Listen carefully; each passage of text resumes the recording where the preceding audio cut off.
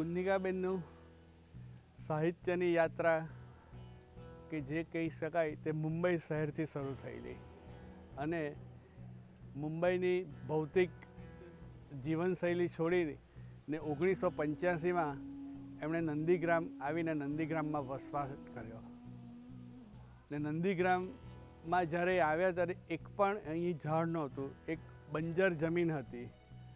તેને પોતાની સાધનાથી પોતાની મહેનતથી સિંચી ને નંદીગ્રામને આજે એમણે તપોભૂમિ બનાવી છે.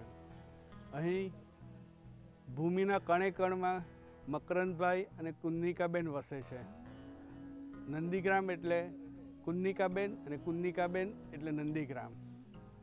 નંદીગ્રામ એ સેવા અને સાધનાનું એક કેન્દ્ર છે, જેમાં સેવા થકી નંદીગ્રામમાં વિવિધ પ્રકારની સેવાકીય પ્રવૃત્તિ થાય છે. ગ્રામ સેવા, શિક્ષણ, મેડિકલ ને તેના અલગ અલગ બધા ફાટાઓ છે.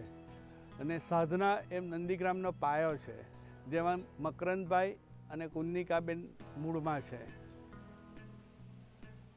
એટલે નંદીગ્રામ એક આખું જીવનના મૂલ્યો આધારિત, ઉચ્ચ મૂલ્યો આધારિત જીવન કેવી રીતે જીવાય એ વિચારધારાને લઈને નંદીગ્રામની સ્થાપના થઈ છે. અને આ આખું 30 વર્ષની સાધનાને અંતે આ નંદીગ્રામ કુન્નિકાબેને બનાવ્યું છે. આભાર.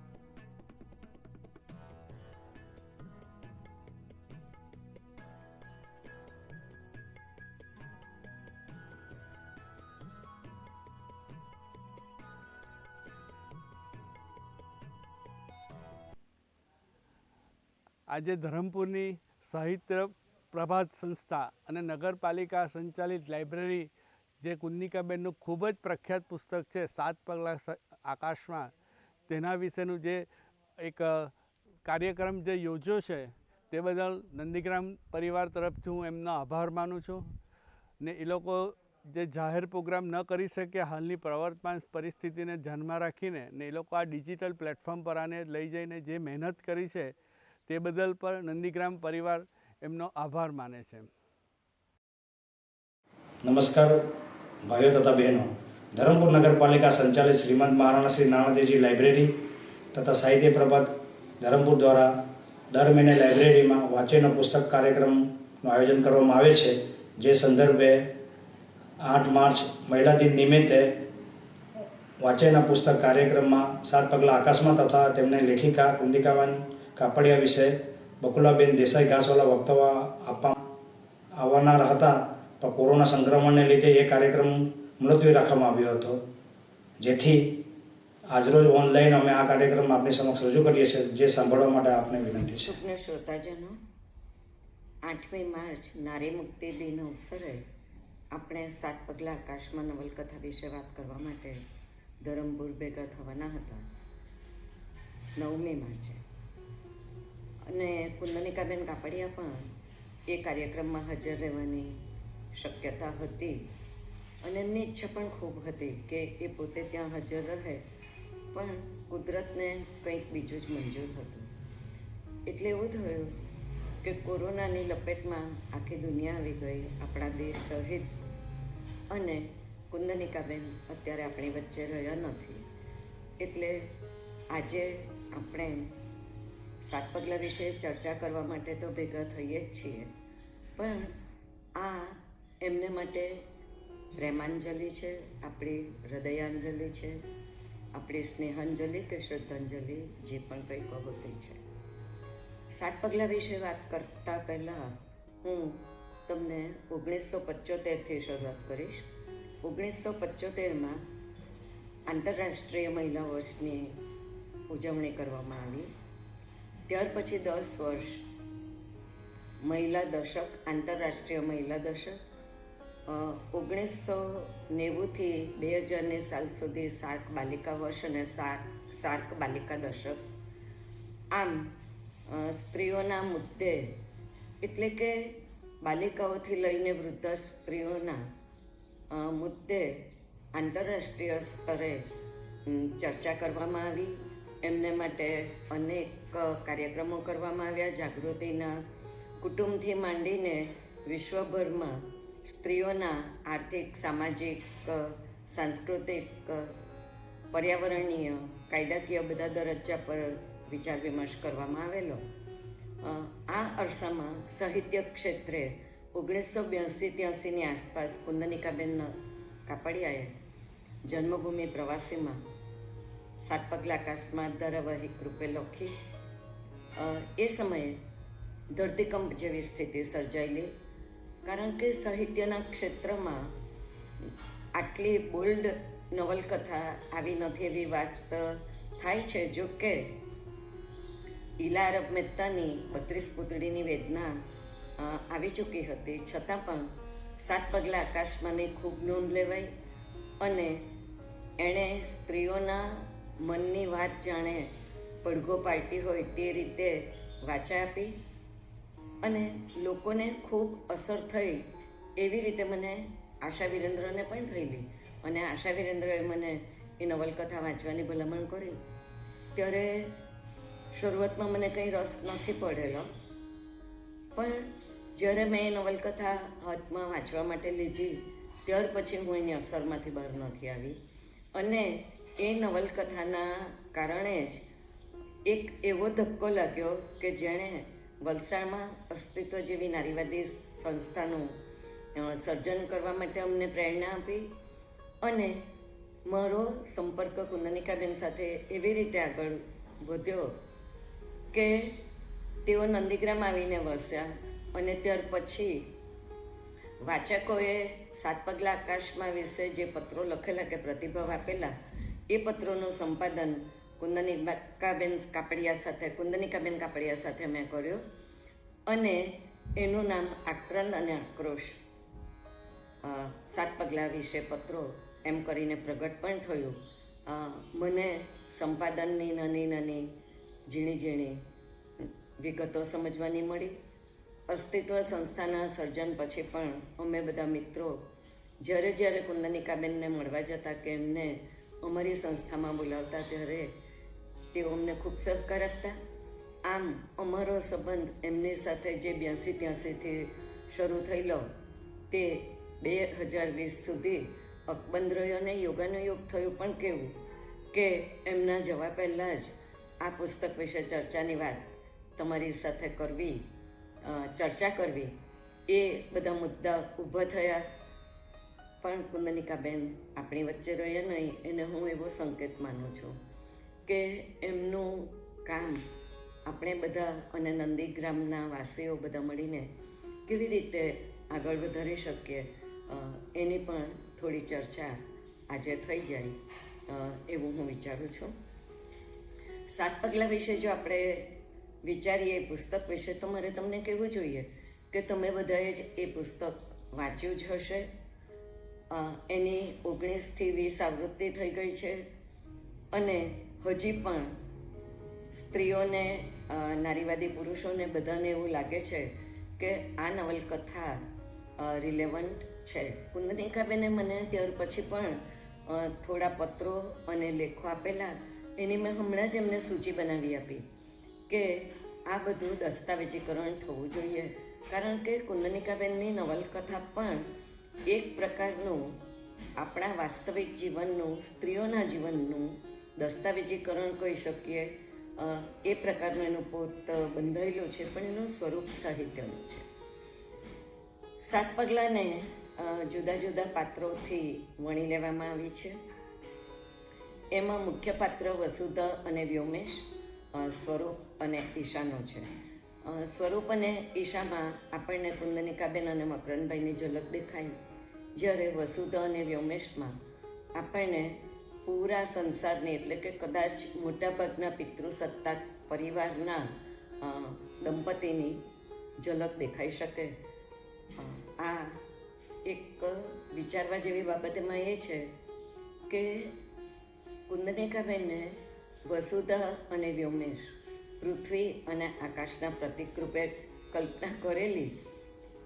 એમનો, એટલે કે ઈશા અને સ્વરૂપનો જે સંબંધ છે એ ધરતી અને આકાશના અદ્વૈતનો છે, જ્યારે વ્યોમેશ અને વસુધાનો જે સંબંધ છે તે વસુધા જાણે આકાશમાં 7 પગલાં માંડીને વ્યોમેશને પામવાની મથામણ કરતી સ્ત્રી રૂપે વ્યક્ત થાય છે.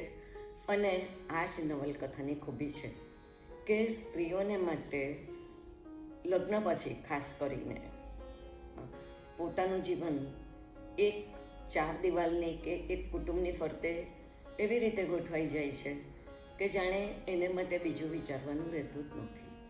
કુટુંબ, પરિવાર, સમાજ, કુટુંબના સભ્યો માટેની ફરજ, આ બધાની વચ્ચે એની જિંદગી જે રીતે ગૂંથાયેલી રહે છે તેમાં વસુધાની પણ ગૂંથાયેલી રહે છે. અને કુંદનિકાબેને નાના નાના ઘટનાઓ કે પ્રસંગોને એવી રીતે આપણી સામે રજૂ કર્યા છે કે સ્ત્રીઓને એમ લાગે કે જાણે આ તો મારી વાત છે, મારા જીવનમાં બની છે. મને પોતાને પણ, મારાથી જ શરૂઆત કરું તો મને પોતાને પણ શરૂઆતમાં એવું લાગેલું કે આ નવલકથામાં જે વસુધા છે તે જ હું છું. અને વસુધાનું જે રીતે ટ્રાન્સફોર્મેશન થાય છે સ્વથી સમષ્ટિ સુધી, તે જ રીતે જાણે પરિવારથી લઈને, સ્વથી લઈને અસ્તિત્વથી આંતરરાષ્ટ્રીય સ્તર સુધીની મારી પહોંચને પણ હું એ રીતે જોઉં છું. અલબત્ત વસુધાએ જે તકલીફો ભોગવી એ જ પ્રકારની તકલીફો ભોગવી એવું હું ન કહી શકું, પણ મોટાભાગની સ્ત્રીઓ એવી તકલીફો ભોગવે છે. અને આખી નવલકથાનો સૂર એક જ છે કે મનુષ્ય થવું. એક સ્ત્રી જ્યારે મનુષ્ય થવા ઈચ્છે ત્યારે એ મનુષ્યત્વમાં પોતાના સ્ત્રીત્વનું આરોપણ ઈચ્છે છે. એટલે કે સ્ત્રીના જે ઉમદા ગુણો છે, નૈસર્ગિક ગુણો છે, એ દરેક મનુષ્યમાં આવે. પરંતુ સ્ત્રી ખરેખર મનુષ્ય થઈ શકે? આ સવાલ નવલકથામાં ઉઠાવવામાં આવ્યો છે.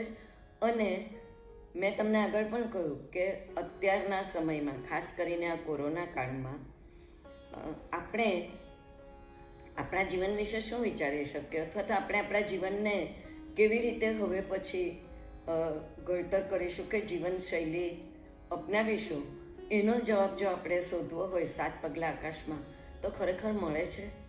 મારી દૃષ્ટિએ મળે છે. હું અત્યારે છેલ્લે જ્યારે મેં નવલકથા વાંચી ત્યારે તો કોરોના સંક્રમણની કે કોરોના કાળની કોઈ અણસાર મને તો ન આવેલો, પરંતુ જેમ જેમ હું એ નવલકથા વિશે વિચારતી ગઈ અને આપણે બધા લોકડાઉનની પરિસ્થિતિમાં આવી ગયા અને આજુબાજુના વાતાવરણમાં જે રીતે ઘરોનું વાતાવરણ અને ઘરોની કલ્પના કરવામાં આવી, બહારની દુનિયા જે રીતે ઠપ થઈ ગઈ, ત્યારે જે વિચાર કરવાનો આવ્યો અને લોકો જે રીતે વિચારવા લાગ્યા, તો મને થયું કે આ તો જાણે 7 પગલાં આકાશના આનંદ ઘરની કે જે રીતે એમણે આનંદગ્રામની કલ્પના કરી છે તેનું જ લોકોની વિચારધારામાં પ્રતિબિંબ પડે છે. એટલે કે આપણે સહજ નૈસર્ગિક કુદરતી જીવન તરફ જવું જોઈએ. આપણે જિંદગીમાં બહુ જ ભાગદોડ કરી લીધી, આપણે પર્યાવરણને ખૂબ નુકસાન કરી લીધું, તો પછી નંદીગ્રામ એટલે કે આનંદગ્રામ.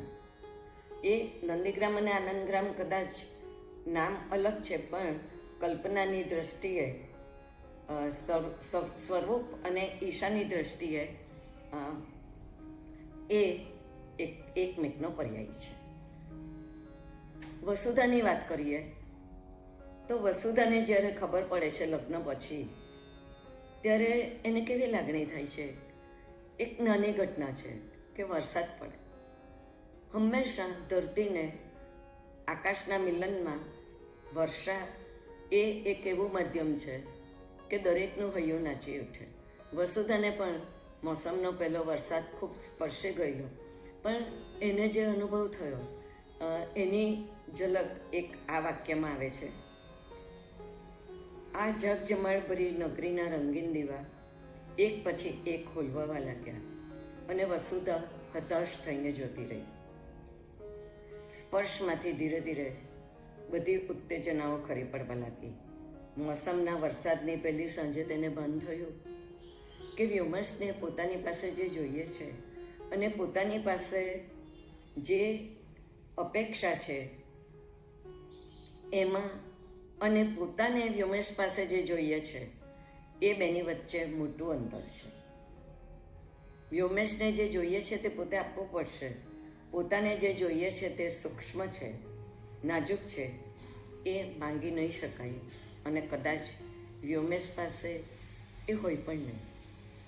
વ્યોમેશ પિતૃસત્તાક પરિવારનું એક એવું પાત્ર છે કે જે આપણને કદાચ નકારાત્મક લાગે, પણ આપણને એટલી બધી હદે સદી ગયું છે કે સ્ત્રીઓને કે પુરુષોનો પિતૃ સત્તાક વિચાર કે વિચારધારા કે સ્વભાવ કોઈ દિવસ નડતો નથી. અને જે દીકરીઓને કે જે સ્ત્રીઓને નડે છે એમણે સુમિત્રાની જેમ એવું વેઠવું પડે છે કે એમની પોતાની નિયતિ કેવી રીતે બદલાઈ જાય છે એમને પોતાને પણ ખ્યાલ રહેતો નથી. સુમિત્રા એ વસુધાને બગીચામાં મળતું પાત્ર છે.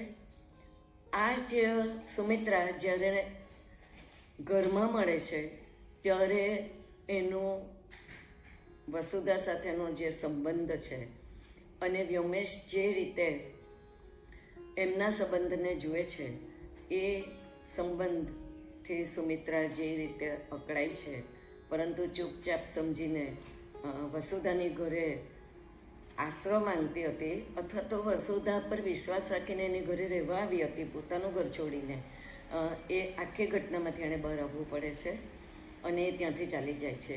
એ જ સુમિત્રા પછી વસુધાને મળે છે આનંદગ્રામમાં, અને તે સમયે એનું નામ બદલાઈ જાય છે મિત્રા. અને એ જ મિત્રાનો એવી રીતે વિસ્તાર થાય છે જીવનમાં કે જ્યારે સ્ત્રીઓને ન્યાય અપાવવાની વાત આવે છે ત્યારે મિત્રા પોતે શહીદ પણ થઈ જાય છે.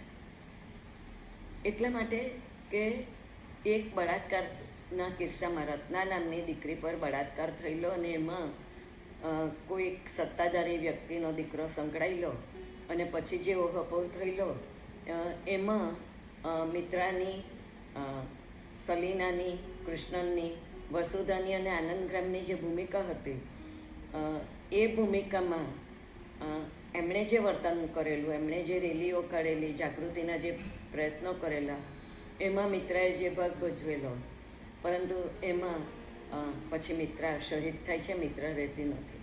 એટલે આપણે જ્યારે કોઈક હેતુ માટે આગળ વધીને કંઈક પરિણામની ઝંખના કરીએ છીએ ત્યારે શહીદી પણ ભોગવવી પડે છે.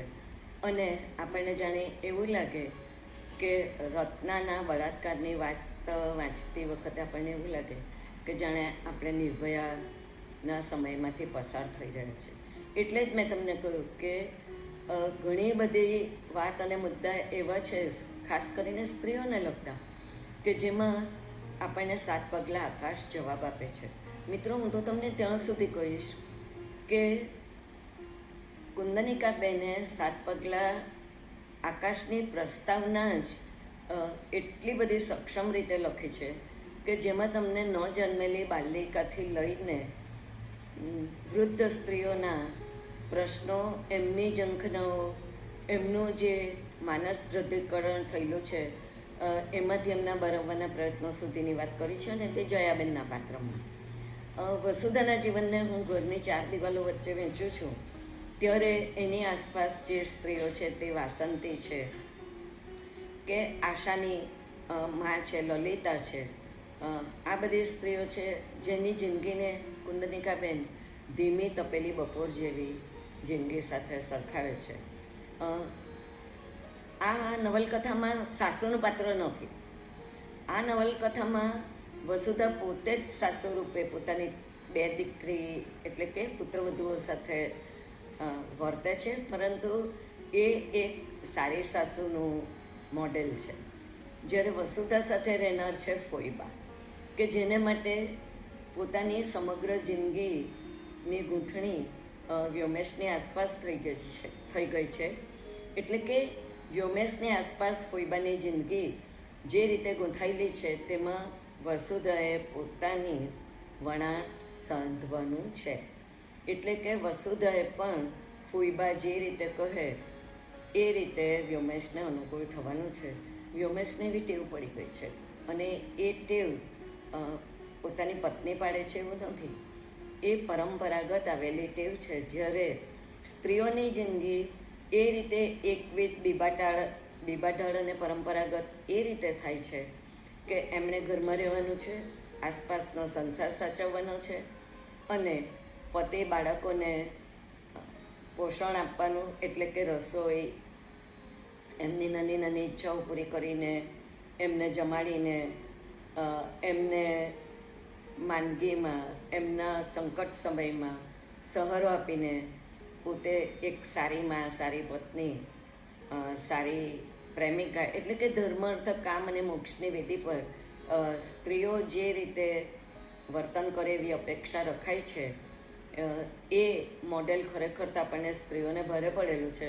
જોકે કુંદનિકાબેન એવું નવલકથામાં કહેતા નથી, એ પોતે ખૂબ સૌમ્ય રીતે પોતાની વાતને મૂકે છે. ફક્ત એક પ્રસંગે મને એવું થયેલું કે આનંદગ્રામમાં જ્યારે સુશીલાનો પ્રવેશ થાય છે અને સુશીલા સાથે અલોપા, મિત્રા, આ બધા જે વર્તન કરે છે અથવા તો જે ભાષા પ્રયોગ કરે છે એ થોડો લાઉડ છે.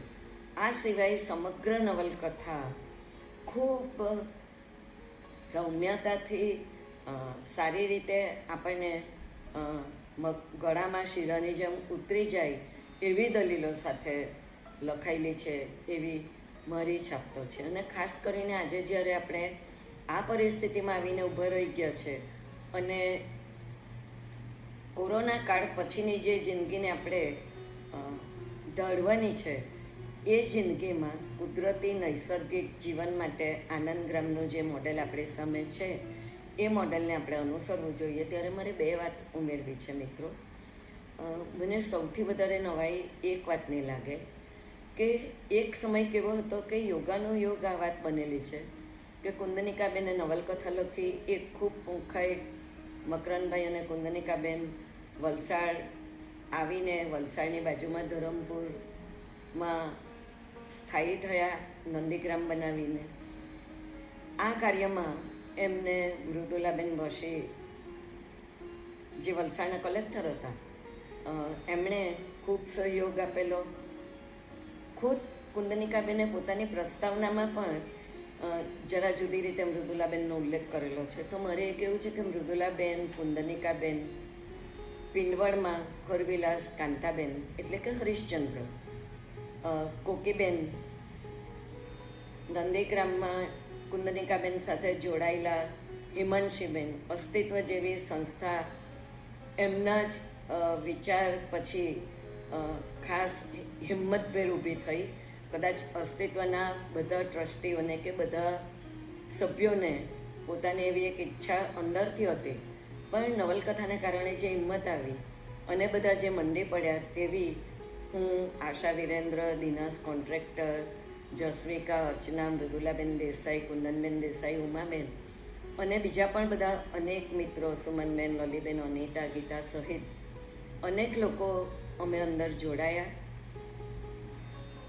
વિમળાબેન લાલભાઈ, ત્યાર પછી નજીક જ ચાંગામાં કુમુદબેન, વલસાડમાં પણ આ બધા લોકો અવારનવાર ક્યારેક ક્યાંક જુદી રીતે કે એક હેતુથી ભેગા થયા છે. પરંતુ જે રીતે નંદીગ્રામ એટલે કે આનંદગ્રામ સ્ત્રીઓના પ્રશ્ન માટે એક ધબકતું કેન્દ્ર બનવું જોઈએ, એ કેન્દ્ર બનવામાં ક્યાંક ને ક્યાંક ત્રુટી રહી ગઈ છે. હજી પણ હું બે નામો ઉમેરી શકું કે વલસાડમાં વાચાનો પ્રોજેક્ટ કર્યો સોનલ શુકલે, એસએનડીટી યુનિવર્સિટીનું કેન્દ્ર હતું નીરાબેન દેસાઈ ઉદવાડામાં ચલાવતા. એટલે વલસાડની આસપાસ એક એવો માહોલ સર્જાઈ ચૂકેલો હતો, છતાં જે ધમધમતું કેન્દ્ર બનવું જોઈએ, ખાસ કરીને નારી આંદોલનનું, એમાં ક્યાંક પડી ખૂટી.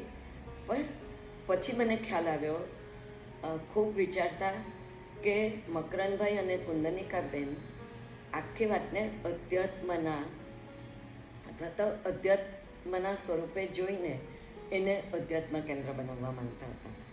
એટલે એક બાજુ ક્રાંતિની વાતો પણ હતી અને બીજી બાજુ આધ્યાત્મિક દ્રષ્ટિથી આકાશ અને પૃથ્વીના અદ્વૈતની વાત પણ હતી. એટલે વસુધા જ્યારે પોતાના ઘરમાંથી વ્યોમેશના અને આજુબાજુના વાતાવરણની એના પર જે અસર થઈ છે અને એની જે મુક્તિની ઝંખના જાગી છે, એમાંથી એ વિનોદ, આદિત્ય, કૃષ્ણન એ બધા પાત્રોના પરિચયમાં ધીરે ધીરે આવતા આવતા નંદીગ્રામ એટલે કે આનંદગ્રામ સુધી એ પહોંચી છે. અને એને જે આનંદગ્રામમાં પહોંચતી વખતે વિચાર આવે છે તેની વાત મારે એટલા માટે કરવી જોઈએ કે એ આખી મુક્તિની જે કલ્પના કે ઝંખના છે તેનું અધ્યાત્મક રૂપમાં કેવી રીતે પરિવર્તન આવે છે. તો આ પાનું 355 પર અહીં આવતા પહેલો અનુભવ હળવાશનો થયો. બધા વાઘા જાણે ઉતારી દીધા. તાણ નહીં, તંગદિલી નહીં, સમયનું દબાણ નહીં, આખા વાતાવરણમાં એક પ્રકારની હવા, નિરાંતની, મન પર રોજિંદા ઘરેડિયા કામનો ભાર ન હોય એવું વસુધાએ જિંદગીમાં પહેલીવાર અનુભવ્યું. અંધકારના જળમાંથી ઉષાનું કમળ ધીરે ધીરે પ્રસ્ફુટિત થાય એમ અહીં દિવસો અવાજ કર્યા વિના ઉઘડતા. અહીંના જીવનની સાદગી જોઈ એણે તાજગી અનુભવી. ઘેર તો ઉઠતા વેત કેટલી બધી ધમાલ ને ઉતાવળ, બધા કામ ઘડિયાળને કાંટે તોડાઈ રહેતા. એકનો સમય આગો પાછો થાય તો ચેઇન રિએક્શનની જેમ બધાને એની પ્રતિક્રિયા નડે. અશેષ સુનીલા વચ્ચે ઘણીવાર ઊંચા સાથે વાત થઈ જતી, એનું કારણ પણ કદાચ આ જ આ તાણ હશે. માણસ ઉતાવળમાં હોય ત્યારે એની સાથે સૂર મેળવી શકાતો નથી. આનંદગ્રામમાં બધાને કામ હોવા છતાં પોતાનો લય હતો. સેજે સેજે બધાની સાથે આત્મીય સંબંધ બાંધી શકાય તેવી અહીંની જીવનશૈલી હતી. અહીં બધાના વ્યક્તિત્વ જુદા હતા, શક્તિઓ જુદી હતી, રુચિ જુદી હતી, પણ બધા સમાન ભાવે જીવતા હતા. અહીં ઊંડામાં ઊંડી સંવેદનાને પ્રગટ થવાની એક તક હતી. એ સ્વતંત્રતા હતી, એ પ્રેમ હતો. એટલે કે વસુધાની જે ઝંખના છે એ પ્રેમની ઝંખના છે.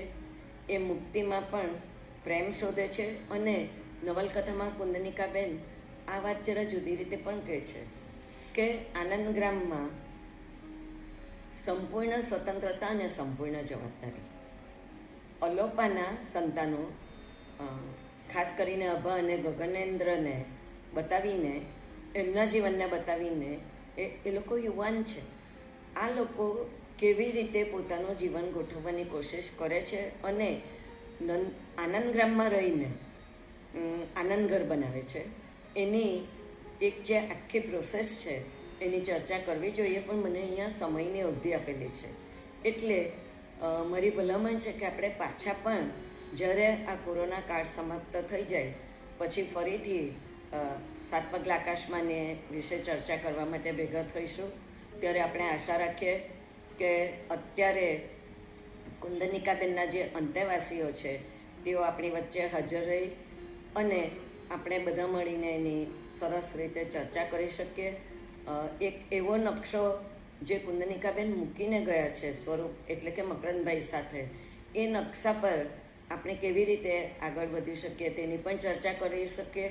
કારણ કે દરેકે પોતપોતાની રીતે ચર્ચા કરી છે અને વિચાર્યું છે. જે દિવસે હું તમારી સાથે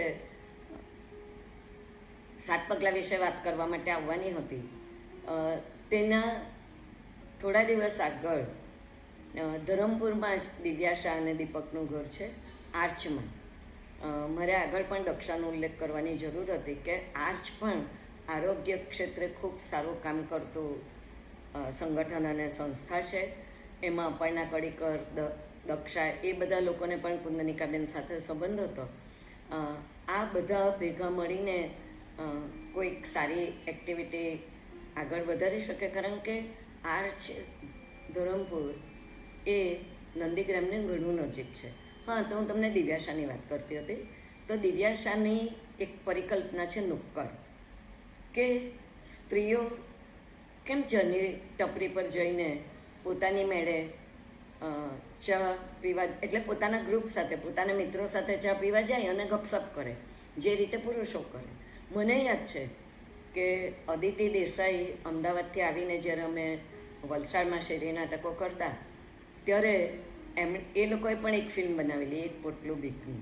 એ ફિલ્મમાં પણ સાત પગલા આકાશમાં નવલકથાનો કંઈક ને કંઈક પડઘો પડે છે. કારણ કે અદિતિ પણ કુંદનિકાબેન સાથે સંપર્કમાં હતી. તો આ બધા લોકો પોતપોતાની રીતે નારીવાદી આંદોલનમાં કોઈ ને કોઈ મુદ્દા આગળ લઈ જતા હતા. તો દિવ્યાશા નુક્કડની પરિકલ્પના લઈને આવેલી અને એણે અમદાવાદથી મુંબઈ સુધી કાર્યક્રમો પણ કરેલા. અમે પણ ચાની ટપરી પર જઈને ચા પીવાનો એક કાર્યક્રમ કરેલો, 2 કર્યા, પણ એક આગળ કરેલો ત્યારે ચાની લારી પર કામ કરતી બહેનને અસ્તિત્વનો સહકાર મળી રહે એ હેતુથી કરેલું. એટલે ક્યાંક ને ક્યાંક આપણે બધા જો કાર્યરત છીએ તો હજી પણ આપણે આ કાર્યને કોઈને કોઈ રીતે આગળ વધારી શકીશું એવો મને વિશ્વાસ છે.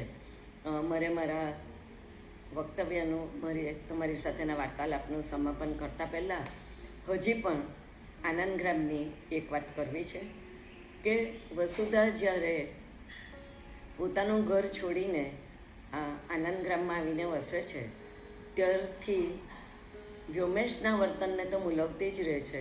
અને એ જ્યારે આનંદગ્રામમાં હતી ત્યારે પણ વ્યોમેશ એની સાથે કેવું વર્તન કર્યું છે તેનું એ મનોમન મૂલ્યાંકન કરતાં કરતાં આગળ વધતી હતી. પણ જે પ્રશ્નોથી એ પોતાના ઘરમાં ઘેરાઈ ગઈ હતી અને જે રીતે આનંદગ્રામમાં મુક્તિનો અનુભવ કરીને એ જ પ્રશ્નોનો ઉકેલ લાવવા માટે શાંત ચિત્તે વિચારીને એ જે પગલાં લે છે એની જે આખી અંતરયાત્રા છે એનો પણ આપણને આ નવલકથામાં અનુભવ થાય છે.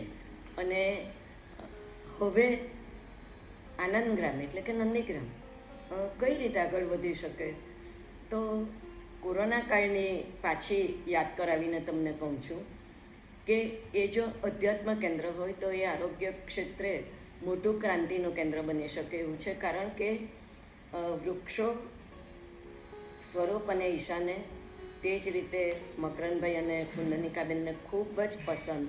તમે નંદીગ્રામમાં પ્રવેશ કરો તો એમાં કયા કયા વૃક્ષો છે એની મોટી યાદી તમને વાંચવા મળે. હવે નંદીગ્રામમાં અમીબેન વૈદ્ય છે અને અમીબેન આયુર્વેદ સાથે જોડાયેલા છે. અત્યારે કોરોનાનો પડકાર ઝીલવા માટે એવું કહેવામાં આવે છે કે આયુર્વેદની એટલે કે વૈકલ્પિક દવાઓ, જેના ઉપચાર, જે પણ કોઈ વૈકલ્પિક ઉપચાર છે તે આપણે બધા કરવા જોઈએ. એમાં મેં એવું સાંભળ્યું કે ડાંગમાં આદિવાસીઓએ કાઢા પીને અથવા તો આદિવાસીઓ માટે કાઢા બનાવવામાં આવે જે એ લોકોને પરંપરાગત છે, એનો ઉપયોગ કરીને અત્યારે તેઓ કોરોનાનો સામનો કરી રહ્યા છે. તો એ જ રીતે અમીબેન પોતાના વૈદક જ્ઞાનનો ઉપયોગ કરીને કોઈક એવી ઔષધિયુક્ત કાળો તૈયાર કરે કે જેને આપણે ઈશામાના કાળાને નામે એનો પ્રચાર પ્રસાર કરીએ અને લોકો સુધી એ વાત પહોંચાડીને નૈસર્ગિક જીવનશૈલીને કેવી રીતે વિકસાવી શકીએ એ વાતને આપણે જરા ભારપૂર્વક લોકો સુધી લઈ જઈ શકીએ તો એ કદાચ નહીં, સાચે સાચ 100% કુંદનિકાબેનને આપેલી સાચી હૃદયાંજલિ હશે, શ્રદ્ધાંજલિ હશે. મેં કોશિશ તો કરી છે કે તમારી સાથે હું આ વાત ખૂબ સારી રીતે રજૂ કરી શકું. મને આશા છે કે હું કદાચ એ કરી શકી હોઈશ. સ્વરૂપના એટલે કે મકરંદભાઈના છેલ્લા વાક્યથી જ્યારે હિમાલય તરફ વસુધા, સલીના, કૃષ્ણન અને આદિત્ય ગતે કરે છે અને ઈશા અને સ્વરૂપ એકબીજાની સાથે વાત કરે છે ત્યારે સ્વરૂપનું આ વાક્ય હોય છે કે પૂર્ણમાંથી પૂર્ણ જ્યારે બહાર નીકળે છે ત્યારે એ પૂર્ણ જ રહે છે. જે આપણી પોતાની વિભાવના છે, ઓમ પૂર્ણમદઃ પૂર્ણમિદં પૂર્ણાત પૂર્ણમુદચ્યતે પૂર્ણસ્ય પૂર્ણમાદાય પૂર્ણમેવાવશિષ્યતે, એ ભારતીય સંસ્કૃતિનું પૂર્ણતા માટેનું એક શ્લોક છે મકરંદભાઈનું એટલે કે સ્વરૂપનું વાક્ય. આનંદગ્રામ એ વિધાતાનું એવું ચિત્ર છે જ્યાં પૂર્ણમાંથી પૂર્ણ જાય તો પણ પૂર્ણ રહે છે. આનંદગ્રામ એ વિધાતાનું એવું જ ચિત્ર છે જ્યાં પૂર્ણમાંથી પૂર્ણ જાય તો પણ પૂર્ણ જ રહે છે. આનંદગ્રામ એ વિધાતાનું એવું ચિત્ર છે જ્યાં પૂર્ણમાંથી પૂર્ણ જાય તો પણ પૂર્ણ જ રહે છે. મને આ તક આપવા બદલ અને મારી સાથે સતત સંપર્ક સેતુ જાળવી રાખીને આ કાર્યક્રમને કોઈ પણ રીતે ખાસ કરીને 7 પગલાં વિશે ચર્ચા અને કુંદનિકાબેનને યોગ્ય હૃદયાંજલિ આપી શકાય એવી ઈચ્છા રાખનાર નિમેશ ભટ્ટની અને આયોજકોની હું ખાસ આભારી છું. આભાર.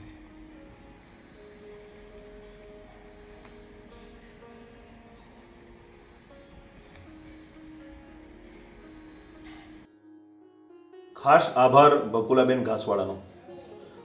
બકુલાબેનના શબ્દો જ્યારે આપણે સાંભળ્યા ત્યારે એવું લાગ્યું કે કુંદનિકાબેન આપણી વચ્ચે જ છે. તો ખાસ આભાર બકુલાબેન અને એમના ભત્રીજા રજીત દેસાઈ કે જેમણે બકુલાબેનનું આખું જે આ કાર્યક્રમ છે એને આપણી વચ્ચે કેમેરાની આંખે કંડારીને આપણા સુધી પહોંચાડવામાં મદદ કરી છે. તો આપનો ખૂબ હૃદયથી આભાર. વાંચે એનું પુસ્તક સાહિત્ય પ્રભાતના આ કાર્યક્રમને આપે માણ્યો હશે. બકુલાબેન ઘાસવાળાએ જે રીતે કુંદનિકાબેનને અહીંયા પ્રસ્તુત કર્યા એટલે કે ખરેખર એક જીવંત કર્યા એને આપ સૌ સાહિત્ય પ્રેમીઓ, સાહિત્ય રસિકોએ ખૂબ સારી રીતે માણ્યો છે. સાહિત્ય પ્રભાત ધરમપુરનું ઘરેણું હતા અમારા કુંદનિકાબેન. અમારા દરેક કાર્યક્રમમાં એમના આશીર્વાદ હોય જ.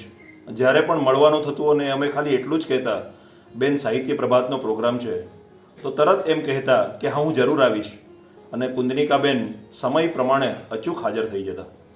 આજે ભલે સદેહ નથી પણ કુંદનિકાબેન અક્ષરદેહે આપણી સાથે અને આપણી વચ્ચે જ રહેવાના છે.